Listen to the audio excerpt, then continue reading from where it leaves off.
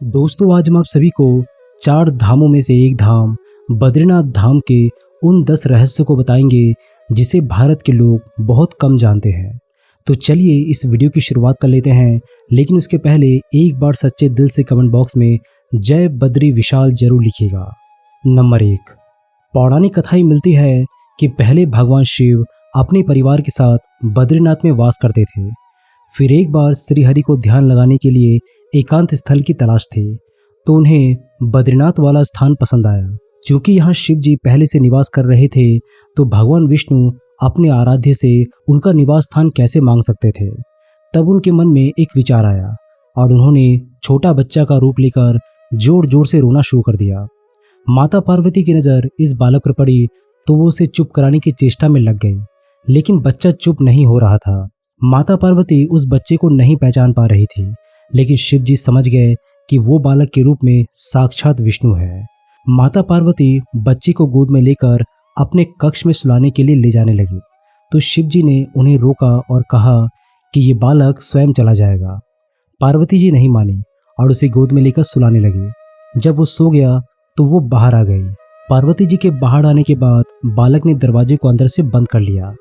जब भोलेनाथ जी वहां पर पहुंचे तो बालक ने उनसे कहा कि उसे ये स्थान पसंद आ गया है और वो यहाँ से केदारनाथ चले जाए। इस तरह ये स्थान बन गया भगवान विष्णु का धाम बद्रीनाथ धाम, और शिव जी अपने परिवार को लेकर केदारनाथ में वास करने लगे।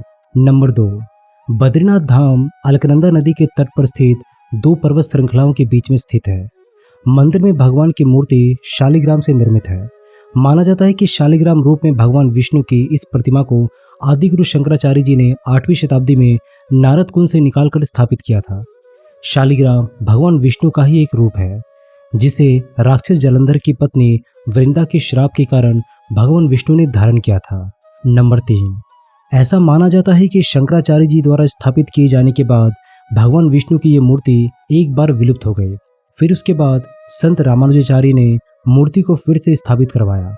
फिर 16वीं शताब्दी में गढ़वाल के राजा ने बद्रीनाथ के मंदिर का निर्माण करवाया और मूर्ति को गुफा से निकालकर मंदिर में स्थापित करवाया।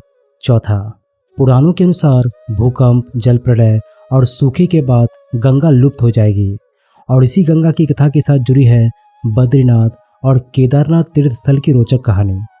भविष्य में नहीं होंगे बद्रीनाथ के दर्शन, क्योंकि माना जाता है कि जिस दिन नर और नारायण पर्वत आपस में मिल जाएंगे, बद्रीनाथ का मार्ग पूरी तरीके से बंद हो जाएगा।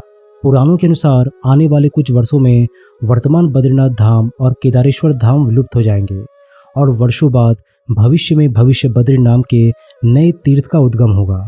ये भी मान्यता है कि जोशीमठ में स्थित नरसिंह भगवान की मूर्ति का एक हाथ साल दर साल पतला होता जा रहा है। जिस दिन ये हाथ लुप्त हो जाएगा, उस दिन बद्रीनाथ और केदारनाथ तीर्थ स्थल भी लुप्त होना प्रारंभ हो जाएंगे। 5वां, भगवान बद्रीनाथ की मूर्ति के ललाट पर हीरा जरा हुआ है, जिसे देखकर भक्तजन धन्य हो जाते हैं। बताया जाता है कि एकादशी देवी का प्राकट्य भी यहीं पर हुआ था। पद्म पुराण में बताया गया है कि विष्णु जी ने यहाँ पर मुर नामक राक्षस का वध किया था। भगवान की माया से एकादशी देवी का प्राकट्य भी यहीं पर हुआ था। मंदिर में बद्रीनाथ की दाहिने ओर कुबेर की मूर्ति है, उनके सामने उद्धव जी है तथा उत्सव मूर्ति है। उत्सव मूर्ति शीतकाल में बर्फ जम जाने पर जोशीमठ में लाई जाती है। उद्धव जी के पास ही चरण पादुका है। बाईं ओर नर नारायण की मूर्ति है। इसके समीप ही श्रीदेवी और भूदेवी है। 6, आदिगुरु शंकराचार्य जी जब बद्रीनाथ आए तो यहाँ रहने वाले बौद्ध धर्म के लोग तिब्बत की तरफ चले गए, और तिब्बत जाते ही वे बद्रीनाथ जी की मूर्ति को नारद कुंड में छुपाकर चले गए। बौद्ध लोग ऐसा मानते थे कि ये मूर्ति गौतम बुद्ध की मूर्ति है, और इस मूर्ति को लेकर कई सारी कंट्रोवर्सी भी कही जाती है।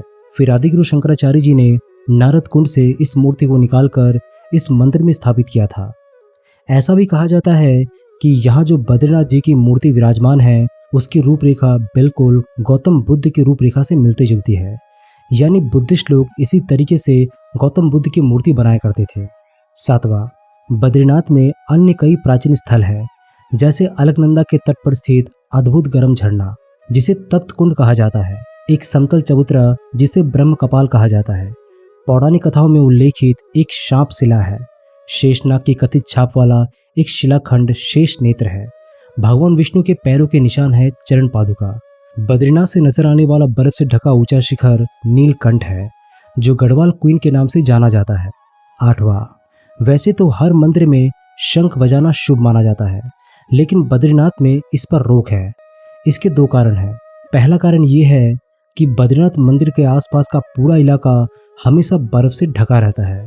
ऐसे में शंख बजाने से इससे निकलने वाली ध्वनि बर्फ से टकरा सकती है, जिससे बर्फीले तूफान आने का खतरा रहता है। दूसरा, बद्रीनाथ में शंख न बजाए जाने का एक आध्यात्मिक कारण भी है। शास्त्रों के अनुसार एक बार माँ लक्ष्मी बद्रीनाथ में बने तुलसी भवन में ध्यान कर रही थी। तभी भगवान विष्णु ने शंखचूड़ नामक राक्षस का वध किया, लेकिन विष्णु जी लक्ष्मी जी का ध्यान भंग नहीं करना चाहते थे। इसी कारण उन्होंने शंख नहीं बजाया। तब से बद्रीनाथ में शंख नहीं बजाया जाता है। 9वां, जब भगवान विष्णु ध्यान योग में लीन थे तो बहुत अधिक हिमपात होने लगा। भगवान विष्णु और उनका घर हिम से पूरी तरह डूबने लगा। ये देखकर माता लक्ष्मी व्याकुल हो उठी। तब उन्होंने स्वयं भगवान विष्णु के समीप खड़े होकर एक बेर के वृक्ष का रूप लिया और समस्त हिम को अपने ऊपर सहने लगी। माता लक्ष्मी जी भगवान विष्णु को धूप, वर्षा और हिम से बचाने की कठोर तपस्या में जुट गई। कई वर्षों बाद जब भगवान विष्णु ने अपना तप पूरा किया तो देखा कि लक्ष्मी जी हिम से ढकी पड़ी है। तो उन्होंने माता लक्ष्मी के तप को देखकर कहा कि हे देवी, तुमने भी मेरे ही बराबर तप किया है, सो आज से इस धाम पर मुझे तुम्हारे ही साथ पूजा जाएगा। और क्योंकि तुमने मेरी रक्षा बद्री वृक्ष के रूप में की है, सो आज से मुझे बद्री के नाथ यानी बद्रीनाथ के नाम से जाना जाएगा। इस तरह भगवान विष्णु का नाम बद्रीनाथ पड़ गया।